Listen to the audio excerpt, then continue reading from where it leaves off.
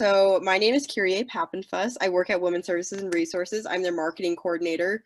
This week is actually one of my last weeks working in the office, and I'm really sad about it. I've worked here for a few years. I'm studying psychology here at BYU, and I'm set to graduate this December, so that's very exciting.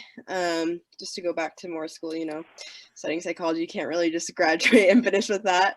And yeah, that's pretty much it about me. So here at Women's Services and Resources, we just hold a variety of events on a lot of different issues that women and men face at BYU. And one of them is pornography. And so we're really grateful that you guys could come and talk to us and share with us your thoughts on the topic. And I'm sure everybody's also really excited for you guys to answer their questions as well. So maybe Braxton, do you want to start us off with an introduction? Yeah, so I'm Braxton Dudson. I'm a certified sex therapist in Salt Lake City. I'm certified through ASECT, which is the American Association of Sexual Educators, Counselors, and Therapists. So I'm also a podcaster, as well as I've seen Richard is also a podcaster. I'm the host of Birds and Bees podcast, which is all about sexual health for counselors and parents to be able to help educate their kids, as well as clients that you may be seeing. And so I practice. I'm a clinical director up at the Healing Group in Salt Lake City, Utah, and the primary individuals I work with deal with sexual dysfunction, pornography, feeling out of control with sexual behavior, and I love working with couples, individuals, and supporting people in obtaining their sexual health that they want. So that's kind of a little bit about me there. Oh, and I guess I should also maybe add one interesting fun fact is a couple years ago in 2018, I broke the world record in chugging mustard to help parents muster up the courage to talk to their kids about sex. Yeah, I remember you talking about that. You were on a TV show, right? What was the TV show? The Late Late Show with James Corden. So you can look that up on YouTube. Cool. I've got to re-break it though. The record was broken again, so you may see it come out here in the next year again if you missed it last year. Okay, we'll look forward to that. Okay, Richard, do you want to give a little introduction on yourself? Hi, I'm Richard Osler. I'm a married father of 6, 3 grandchildren. I live in Salt Lake City. Professionally, I'm a small business owner. I was a singles ward bishop and worked with a lot of really good men and women to overcome and solve porn, and stepped in that space in a more committed way, just doing podcasts. I host the podcast called Listen, Learn, and Love, and we've had a lot of podcast episodes of people working to solve porn, people like Braxton that have clinical expertise on the podcast to give tools to others. I've written a couple of Ensign articles, one in the October Ensign, 7 Tips to Overcome Pornography. So I'm just, grateful for what everybody here is doing and that we're talking about this subject and working to solve it. That's awesome. Just a question for both of you to answer. Why are you interested in helping people with this topic? Well, for me, I think there's a lot of upside in helping. It's not something we're at the finish line with. When I was a singles ward bishop, I recognized that I lacked tools to help people solve this. And I would turn to all the resources I could, but I just recognized that we have a lot of work to do to help men and women overcome this. And I think it's peaking right now because I think we're understanding more about this and de-shaming pornography and talking about it in a constructive way. And I think with the work Braxton's doing is a key part of that. So I just think it's something most people I visit with in my YSA assignment didn't say, okay, I'm going to turn away from God. I'm going to be evil. I'm going to go look at porn. It's a coping mechanism. It's an escape. It's not really an intentional desire to sin. And I think we just it's still sin and it's still something that needs to be solved, but I think we need to look at it in a completely different way. And I'd say I'm passionate about supporting individuals in sexual health, and this is a part of it. It's a systemic issue that I would love to see addressed. Just like Richard was saying, that there's there's a lot of reasons why people may be viewing pornography, and it isn't because they're evil individuals that are just trying to get at you. It's a coping mechanism. It's a lack of education in our communities. It's a lack of education, a lack of talking about it. Parents not knowing how to address it, kids not knowing how to talk about it. So there's so much more to it than, oh, there's this person that then doesn't want to be in a long-term committed relationship because they just want someone else and they just want these videos or these images.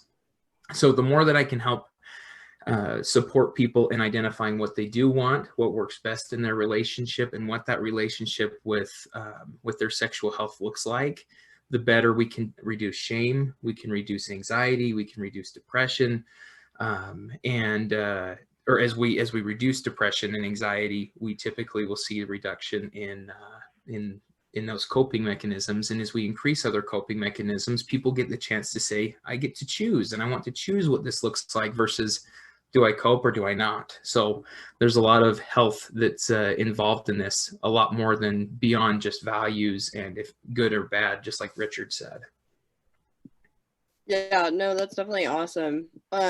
We appreciate all the good work that you guys are doing. So that kind of gives us a good leeway into the first question right here. And so I'm just going to be reading off a list of questions that we've received from people. And the first question asks, what exactly constitutes as pornography? Is there pornography that we see every day without realizing what it is or how it's affecting us?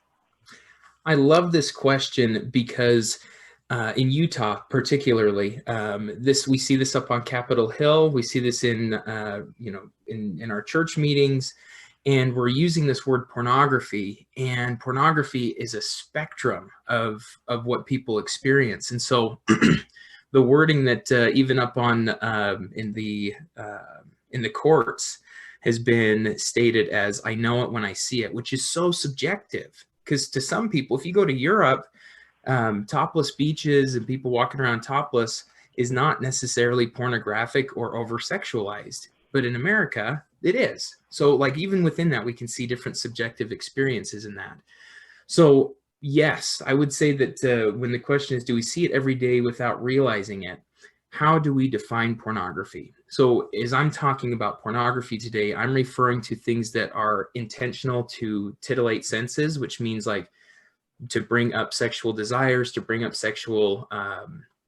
sexual response, and when it's being used as a way to encourage or to bring up those sensations, those feelings. And so when you're watching commercials, when you're driving down the road, there are so many things you see on billboards and music videos and TV, on commercials, on the internet. It's more than just watching individuals engage in sexual activity or photos of naked individuals. So that's, as I'm talking about pornography today, that's what I'm referring to. But for each person, a pornographic image may not be the same. You know, people may look at Sports Illustrated, the swimsuit edition, and be like, this is an art form of swimsuits. And others may look at that and go, that is absolute pornography. It's really hard to identify. So each person kind of needs to identify it for themselves. And then there's some that are definitely on the side of like, yeah, this is definite pornography, but there are a lot of things that can range within that. But yeah, that's would be my answer to what I like that, because it sets us up for what is pornography. So when I think of pornography, it's not just what I think of as pornography. And as you talk about it, or as the listeners here listening are going, oh, well, this is what pornography is. We get to identify what it is as we talk about it versus just assume that we're all on the same page. Yeah. Richard, for you, you've served as is it stake president or YSA bishop, right? YSA bishop in Salt Lake area. Okay. So when people come to you and they say like, I think that I am maybe like addicted to pornography, or that I need to repent because I viewed pornography once, how do you help individuals with that, since the spectrum seems so wide? Good question. I think the first thing I tried to understand, a therapist taught me the iceberg concept. It's a really important administering concept. And sometimes what a YSA wants to talk to me about is what's, the top of the iceberg is what's above the water. and sometimes that's pornography. But the longer I served, the more if someone opened up about pornography, I'd say, well, let's try to understand what's going on at the bottom of the iceberg. Let's don't necessarily just talk about pornography right now. And we often learned that this wasn't really about pornography. If we got to the bottom of the iceberg, and often we needed a therapist to do that for the YSA, we learned this is about stress, anxiety, loneliness, a need for connection, trauma, and other things that pornography became a coping mechanism. And if I just stayed at the iceberg level and said, white knuckle it, stop, what were you thinking? You're on the way to hell. I often added to their burden and made it harder for them to solve pornography. So pornography is a sin. It's something that needs to be solved, but often it took a different approach than I did it, because I just listened to therapists and I listened to the YSAs talk about this. And often when we then got to the bottom of the iceberg and solved the issues down there, the pornography lifted. And they weren't addicted to pornography. It wasn't a core character trait of evilness that was a part of them. But we needed to solve what's at the core of the iceberg. I cautioned the YSAs about taking on the addiction label, because in reality, very few of them were addicted. And that became more of a self-fulfilling prophecy if they took it on or I gave it to them. So that's just a key, I think that's a key part of looking at this from the iceberg concept and trying to understand it's the bottom of the iceberg. I love that analogy. That's great. So this next question says, this person stated, I understand accept that pornography is bad, but I would like to understand it more. Can you provide information about how pornography affects us mentally and emotionally in negative ways where healthy sexual activity affects us positively? Absolutely. So I would say there's three parts to this, where we've got the mental, emotional, and the physical side of it. So the first thing that people worry about, especially as Richard's been saying, the addiction model. So they say, I'm addicted to pornography. And what they're referring to typically is this looks and feels and acts as if it was alcohol, drugs, a substance that I could take into my body, and I'm taking this substance, pornography, into my body, and it's causing a problem, and it's messing with my brain. So there's fascinating research about what the brain is doing when you're looking at pornography, and where there's problems with the addiction language, as Richard was saying as well, that when shown images that could be taken as sexual but not pornography, and with people who have identified as like, hey, I have a problem with pornography, this is an issue, their brain didn't respond in the same way that it would with alcohol and drugs. What you typically will see with drugs and alcohol when you're in an addicted state is that your body eventually creates a tolerance. So you drink or you use cocaine in a certain way, and then it gets to a point where your body's like, yeah, that's baseline now. We need to get it up to get that same high. We need to get it up to get the same high. And most people experience a massive fear about, if I look at pornography, eventually I'm going to end up like Ted Bundy. That comes up all the time in my sessions, which makes me really sad, because we're looking at this going, if I look at pornography, I'm going to become a psychopath. And we don't have research to show that. There's no research that shows anyone going from pornography all the way into a psychopathy. And so with that knowing it is that pornography, you may start to feel like you have a threshold, and that is one aspect of it, but that can also be a part of that anxiety, the depression, the trauma, curiosity. There's a lot that can get played into that scenario of why you may be wanting to look at more, but we don't see the same tolerance when we are actually doing brain scans to people. There's not a same response to those levels there. So even if you were to, and the other thing is, if someone is on alcohol or drugs for so long and they create that tolerance to get to a certain threshold, if you take them completely off of the substance, they can die. Like, one of the most dangerous ones is alcohol. You can't just take someone off of alcohol when they have been an alcoholic for so long.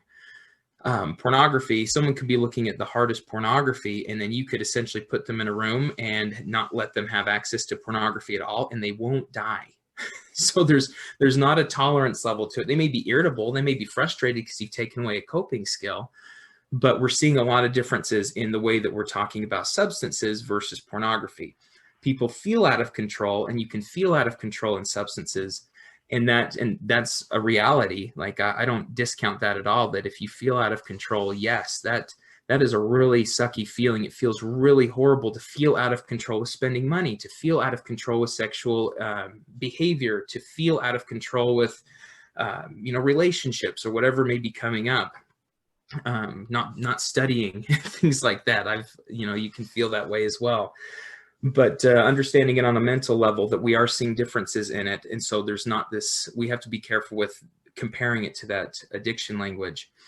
The other part is the education. So one of the harmful things about pornography that comes up the most is it's not a window into relationships, into these healthy relationships. You're not seeing a sexual relationship between two loving individuals. What you're doing is it's not a documentary. It's adult entertainment. I mean, we need to call it what it is. It's adult entertainment. Just the same as I would never recommend teenagers to watch Fast and Furious 1 through 7 for driver's ed, I don't recommend anyone to watch pornography in a way to go, how should I be as a sexual person?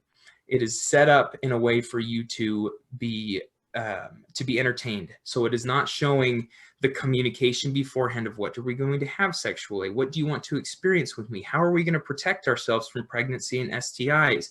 Hey, do you like kissing? Do you like this? I want this. I want that. What you see is people engaging and in a space that is more that is set up for the perfect shots, for sexual entertainment, positions that are typically uncomfortable, and doing things that, sure, there are humans that will do those and can do those, but getting into a relationship, you need to have conversations about it, and it's not teaching you how to do that. So again, just as much as we don't drive from Fast and Furious, I don't encourage that, and actually with it becoming, or encourage pornography to be the educational space either. And the problem is it is right now because we are not talking about it. We have minimal sexual education in schools, and that becomes quite harmful because you have an expectation of how you should be, how you should look, what you should do in a sexual experience, and none of that's accurate. So we see it in a problematic area there, mentally, physically, by the way that we show up. And then emotionally, if you're feeling that you're not being accepted, and the only place that you can feel accepted, or that the stress of being with somebody, there's minimal stress in pornography and in masturbation, because the people and the images or the videos that you're watching, they're always welcoming, and there's little stress. When you're naked in front of someone else and you're trying to be a sexual person with them, that can increase some anxiety. You may worry what you're supposed to do. Men get told and women get told how they're supposed to be sexually. And because we're told how we're supposed to be, that typically brings on anxiety, which can affect sexual performance, sexual satisfaction, and it increases stress. So when someone says, I like pornography a little bit more because there's no stress involved, it's because there is minimal stress. And we need to be able to address that stress and anxiety and performance anxiety that may be coming up within a sexual relationship. When you do that, you're able to reduce that anxiety, use some mindfulness, get into a place that I can enjoy this time with a person that I really care about and love. So those are the three areas that I see that being an issue and how it affects relationships. But we don't want to get on that anxiety train of, I'm doomed, I'm turning into Ted Bundy, I'm the worst person in the world, because that only skyrockets what you're trying to cope with.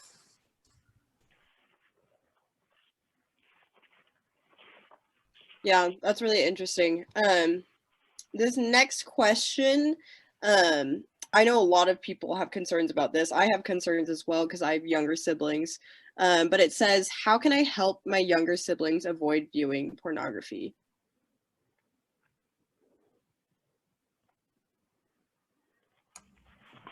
I mean, I don't think, as a parent of 6 kids, 4 boys and 2 girls, I had the goal as a young parent that I could prevent my children from seeing pornography. I don't have that goal anymore. I wouldn't invite others to have that goal. I don't think it's a realistic goal. I think the goal in a household is to create open communication so that my children feel safe opening up to me about their pornography experiences, whether intentional or unintentional, and creating an expectation that I know this is going to be part of their journey. And I want, as a parent, to walk with them on this road and manage this part of their life with them, and to create any judgment or shame out of the equation. So that is a 180 for me as a parent after raising children in this space. And so I just don't think it's realistic, and I think if a parent or someone creates that sort of expectation and someone messes up, they're not going to open up to that trusted individual. And you have to have trusted people in your life you can open up to and tell what's really going on. And some of my greatest moments as a parent is when my own children will open up about what's going on in their life. But sometimes that's only possible because I'm a loving person and create an environment where they will open up and they know that I will love them, and that my love for them is not conditional on their choices. My love for them is just, it's there because I'm their parent, and I want to walk with them wherever they are without judgment. And I would agree with that. When it comes to trying to make someone not look at pornography, I see this with couples, with parents. I work with a lot of teenagers as well. And there's some things that you can do to support access, like reducing access and accidental experiences. And I encourage that. I think parental locks, parental guides, they can be a really good help, especially when it comes to younger kids in addressing coming across accidental pornography, curiosity, and a lot of those things you'll see in younger kids of like, what do the other body parts look like? What is this? What is sex? They're going to be Googling these things. And some of the best ways is exactly what Richard's just said, is that when you have a relationship where they can come and talk to you about something that they're curious about, that they ran across, that they are unsure of, and they want to process that with you, you can best help someone manage those if you've got the relationship there. If you turn into the game or you turn into the warden and you're trying to lock down everything, I have yet to see that be successful with parenting or even being an older sibling. There's always ways around it. It's just something you don't control because internet is all around us. You may control it at the house, but you can't control it in the locker room. You can't control it with friends. You can't control it at a friend's house. What we want to do is be able to encourage people to build these skills to be able to go, I would like to look at pornography, or I'm curious, how can I go about this in a safe way? And who's a safe, trusted individual I can ask my sexual questions, any of these things that come up. The specific question is, how do I make sure my younger siblings aren't looking at pornography? Again, I go back to education. Talk with your parents about the concern that you have. Say, hey, mom, dad, I'm worried that younger sibling may be looking at pornography. We know that within certain research that the average age is in between 8 and 10 years old for the first exposure of pornography right now. So knowing that this conversation probably needs to happen soon for most of your siblings, that being able to have a conversation with your parents and say, I want to make sure that they know that they can come to us for questions, or I want to make sure that they're safe. What are we doing? You can have that conversation with your parents and then encourage them to talk to your siblings about sexual health, about the naked people they might see on the internet. That it's something they're probably it's not a matter of if, but they will run across it, whether on accident or whether they're looking for it, and what they can do afterwards. So the hardest part is when someone runs across this, no one's talked to them about it. It either feels good and so they seek more of it, or they feel horrible and they feel shame, or maybe they feel a mix between it, and then they go into shame. I am bad because I saw this. They learn about it in church and they go, oh my gosh, now it's really bad and it is a sin. I'm never telling anybody about it. And then they can develop that stress, that anxiety, and then it ends up becoming one of those coping mechanisms. Personal experience on this, I was 20 years old, I guess I was 21 years old, had just gotten back off of my mission. And my youngest brother's 10 years younger than I am. There's 6 of us. And he was up on the computer and I was running upstairs and we could see the computer at the very top of the stairs. And I saw it happen. This was back in the age of pop-ups. So he's on his little game up there or whatnot, and all of a sudden, bloop, And I watched the pop-up come up, and I ran up the stairs, and I saw him just kind of froze, and he clicked on the X button, exited out of it. And I walked up next to him, put my arm around him. I was like, "Hey bud, what did you just see?" And he was stunned. He's like, I don't know. I don't know what I saw. And just the simple, "Hey, you know what? That's happened to me before too. And if you want to talk about it, we can talk about it." Everything you saw there with those naked people, it's called pornography. It pops up. You're not a bad person, and we can get some support. You may have a lot of questions about what you just saw. You can talk to me, or you can go talk to mom and dad. You can go talk to the bishop. But he was just like, "I don't really have any questions." And I was like, "Well, if you do, come talk to me. I'd love to be a support to you." And that boosted our relationship, because later he did have questions. He's like, "What was that?" I was like, "None of it was real. This is just, those are actors that are being paid to do sexual things." And that's one of the best ways that you can do that. You normalize it. You don't tell them they're bad. You're just there to be a support. That's awesome. Sounds like you were born for your job. I think so, looking back on it. And I love that principle that you both talked about of unconditional love, and avoiding shame, because I think, at this point of time, it's inevitable that we're going to come across pornography. And so just making sure that your loved ones understand that you are going to be accepting of them no matter what, and listen to them and hear them out, I think is a really important principle. So thanks for touching on that. So this next question says, what advice would you give to someone who is seriously dating someone with a long-standing pornography problem? And what resources would you recommend to navigate marrying someone with a pornography problem? I mean, Braxton's going to have some great answers on this. I don't like firm rules where, like, there's, you break up with somebody or you don't break up with somebody. I think the couple needs to seek personal revelation. They each need to seek personal revelation on the right thing to do. If it's a male with a pornography problem and no female without the pornography problem, she needs to feel every right to end that relationship. But I wouldn't say it's an automatic rule that I would impose and say, every woman should leave that relationship. I think she needs to seek personal revelation for what's right. And I think the same thing for the guy. And it's more complex than just a black or white answer. I used to tell some of the YSAs that, the male YSAs, that if some of them working through pornography, if they asked for my own daughter's hand in marriage, I'd accept it, because I know who they are, and I know their heart, their goodness, how they take care of my daughter, that this isn't core to them, that they're working to solve this. And would have some guys that with no pornography problem that I would never let marry my daughter.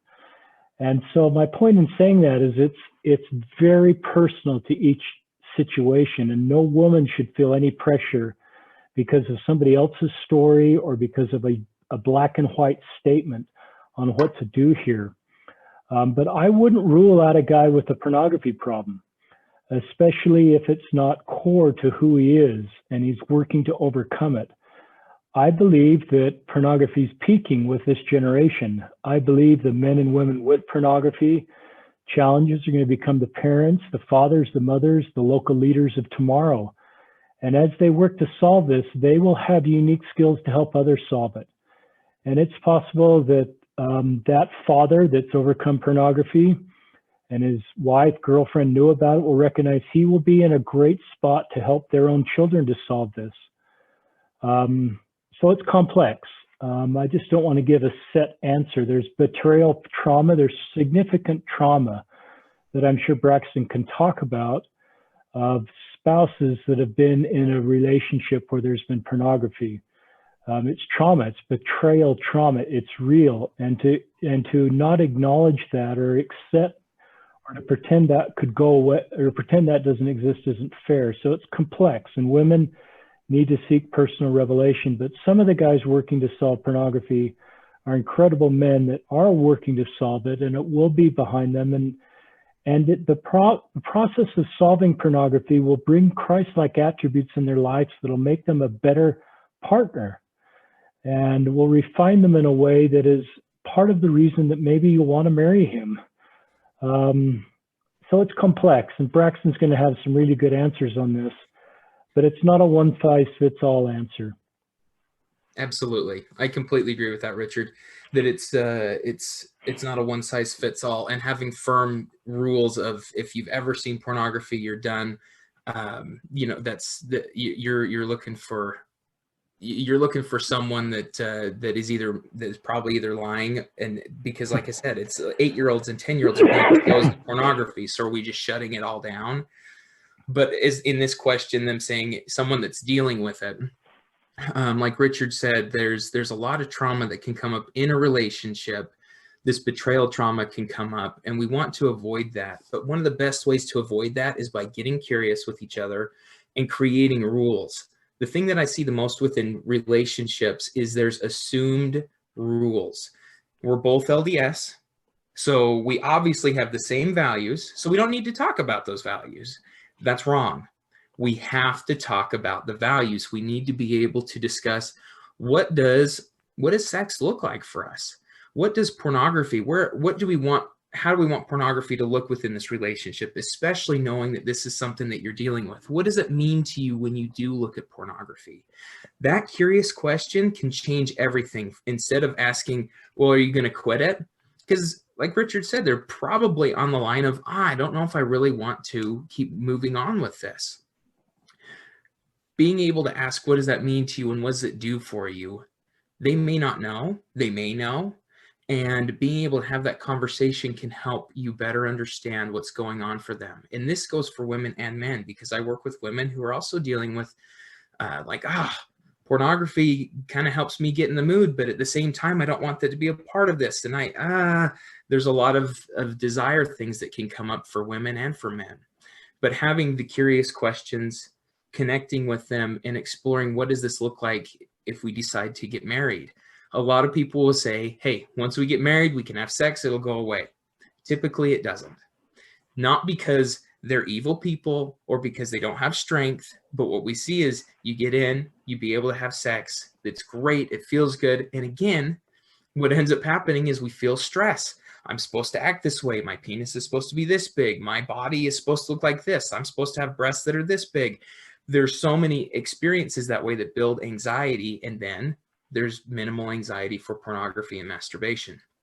So what does masturbation look like within your relationship?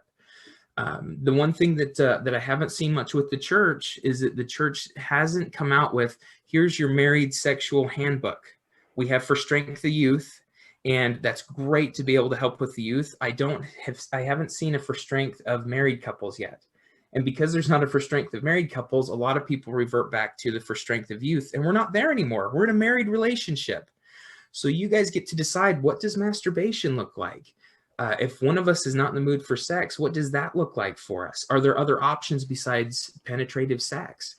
Are there other things that can be done so that we can manage differences in sexual desire? Because that comes up in relationships and in all relationships. So being able to identify that, not have either we're having sex or we're not having sex, and then there's pornography we're trying to avoid. The problem that I see run into is the lower desire partner feels like they have to have sex in order for pornography not to be involved in their relationship, which doesn't really add to sexual drive. It adds to duty sex, which doesn't help a lot. So the more we can talk about this is you're looking at your partner and going, what are those values that I love about this person? How do I want to engage with them? What does pornography mean to them? How do I engage with talking with God about what my values are, what things I need to have in a relationship, and using that connection that you have with deity, with God, with Christ, and the Holy Ghost to help guide you in all of these areas. That is going to help give you a bigger and better picture than pornography. Sorry, I got to go to the next person. Yeah, I think just like you both were saying, there's not that set guide or handbook that the church comes out with. And so sometimes it can seem like there's a lot of gray areas. But yeah, just the emphasis on personal revelation and just like coming to understand for yourself and for your own relationship, I think is really important. So we'll just probably touch on 2 more questions. So maybe this second to last one, what is the best way to bring up the topic of pornography in a romantic relationship? That's a great question. So one of the best ways is to start. I mean, it is the sooner you can start. So if you are a teenager, say that you're a teenager watching this program or watching this conference, I commend you for watching it. And two, I would say start trying to have conversations with your parents. The more that you can make conversation a part of your family life, the easier it's going to be for your relationships. So for those that are close to you, talk to your mom, talk to your dad, talk to friends. The more we can talk about it and the more comfortable we can be, just like I kind of think of it as the head, shoulders, knees, and toes. We can talk head, shoulders, knees, and toes all the time. And I really wish that it would go head, shoulders, penis, knees, and toes, head, shoulders, vulva, knees, and toes, just because this is a part of who we are. This is what God gave us. This is so amazing, this blessing and love that God gave to us, that we can express this within our relationships. But we haven't really been taught how to do that. So if you haven't been taught, you haven't had these conversations, it's been just a flat line.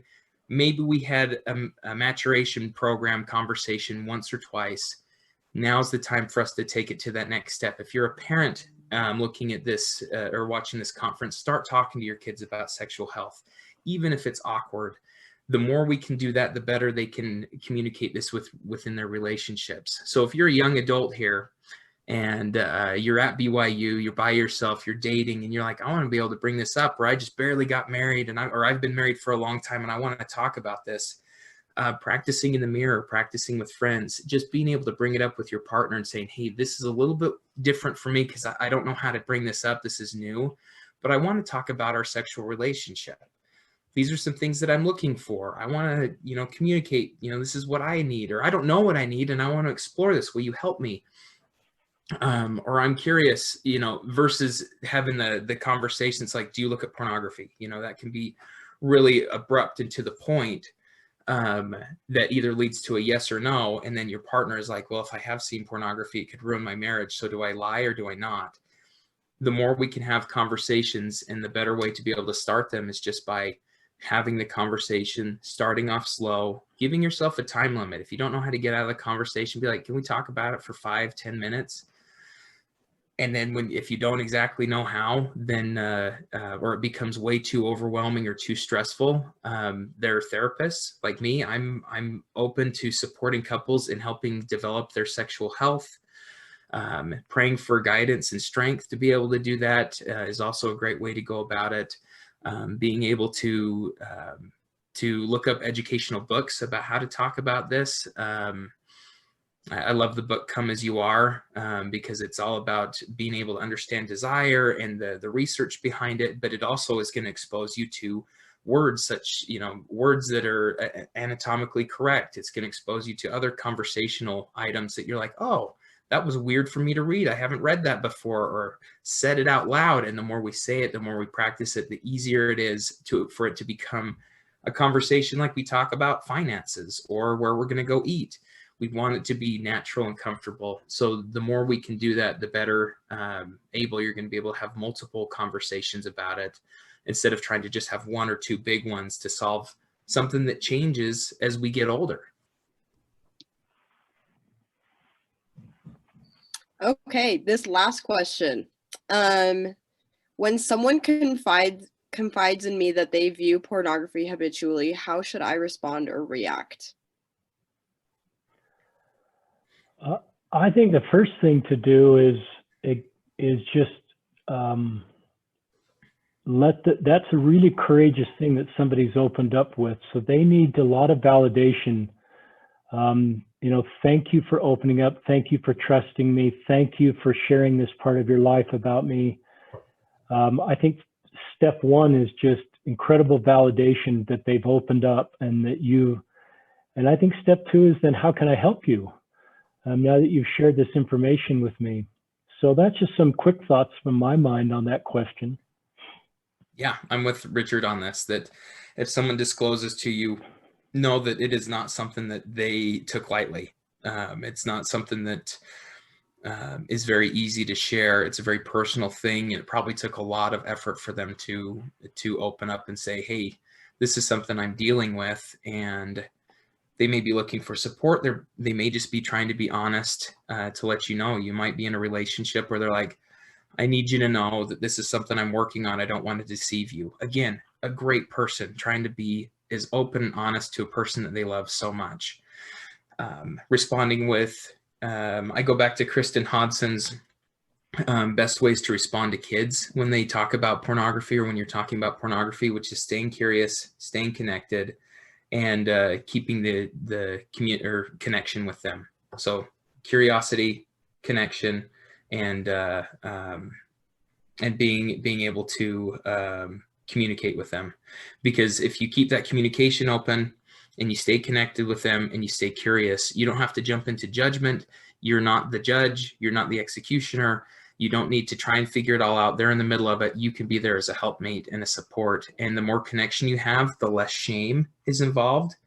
The more connection equals less shame. Less shame can a lot of the times decrease that anxiety, that stress. And the more that we feel accepted as a person, the less we're going to amplify any of those mental health issues that may be going on. So the more you can stay connected with them, know that you don't have to be the one that is the one to put them on the right path or to make a big change. You just be there to love the person, help them get some support. It doesn't have to end with you making them change. It doesn't have to be your job. Your job is to love them. I go back to Elder Oaks in LDS.org, where there's a pornography aspect of this. And I can't remember exactly where it's at, but I loved it. Elder Oaks said, people typically will refer to, or they will start off with withdrawing love, of like, you get this love when you stop looking at pornography.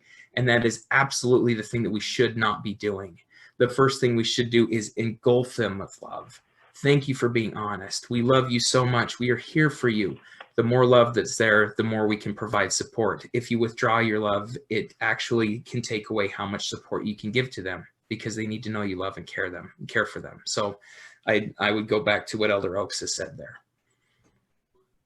Yeah, I think what both of you have touched on, I think there's a very conventional view that a lot of people have, where if I respond with love, or if I give them that validation and say, thank you for opening up to me, then people think that I'm basically endorsing their actions or supporting their habitual pornography usage. But that's not at all what your actions are going to really encourage, right? And so I think a lot of people can see that as well through everything that you guys have both said. Your examples are really amazing. And so thank you so much for sharing your thoughts. On that note, I think that is the end of our Q&A session. So thank you so much.